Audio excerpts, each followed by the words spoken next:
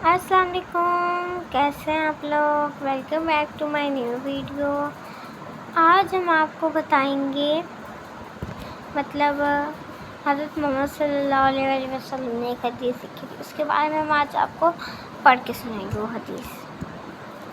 चलिए शुरू करते हैं। औज़ु बिल्लाहि मिनश शैतानिर रजीम, बिस्मिल्लाहिर्रहमानिर्रहीम। उमर बिन खत्ताब रज़ियल्लाहु अन्हु ने फरमाया, आदमी के लिए झूठ से इतना काफ़ी है जिसकी बना पर वो झूठ करार दिया जा सकता है कि वो हर सुनी हुई बात बयान कर दे। सहीह मुस्लिम। आज के लिए इतना काफ़ी है। तब तक के लिए बाय, अल्लाह हाफिज़। अपना बहुत सारा ख्याल रखते हैं। मेरी तरफ से good bye, take care, Tata.